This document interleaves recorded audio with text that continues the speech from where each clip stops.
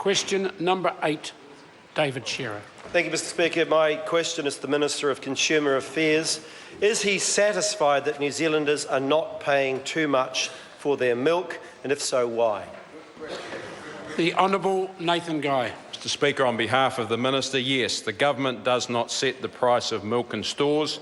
Our job is to ensure there is sufficient competition in the dairy market. The Commerce Commission looked at this issue in 2011 and decided that no inquiry was needed. I would note that the price of milk has actually dropped over the past 12 months. Speaker. Supplementary question, David Shearer. Mr Speaker, does he agree with the Ministry of Primary Industries, or MAF, in 2011, which stated that, quote, as an exporting nation, New Zealand domestic milk prices are intrinsically linked to international prices which are trending upward, and if so, why aren't New Zealand prices reducing now with the fall of global prices?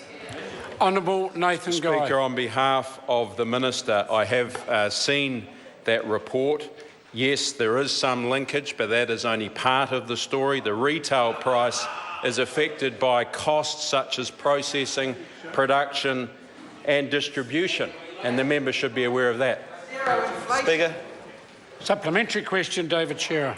Thank you. Is the current price of milk too high for Kiwi families when families in Sydney and London can buy milk more cheaply there than they can here?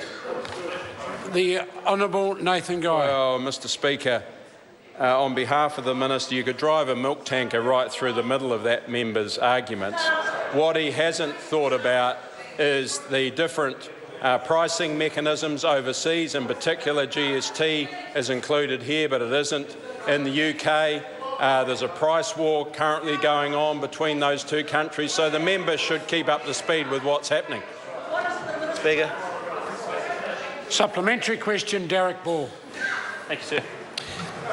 Supplementary to the Minister. Does the Minister not agree that attacks on farmers are unwarranted when this government is creaming at least 42 cents in GST off a $3.19 2-litre bottle of milk, while nothing is being done about the cosy supermarket duopoly? The Honourable Nathan Guy. Well, Mr Speaker, on behalf of the Minister, I would refute certainly the second part of that question, and I would refer the member to have a look at the review of the Commerce Commission in 2011 to do with this issue.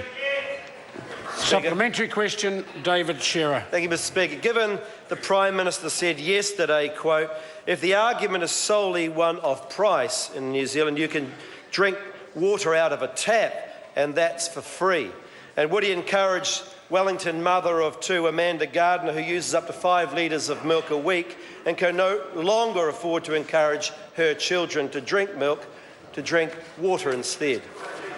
The Honourable Nathan Guy. Mr Speaker, on behalf of the Minister, I think when the Prime Minister was asked that question, he was actually asked about Coke, nothing to do with water. And what I would say to that particular consumer, there is a huge amount of competition in the New Zealand retail market, and consumers should continue to shop around for good deals. Question number 9, Barbara Kuriger.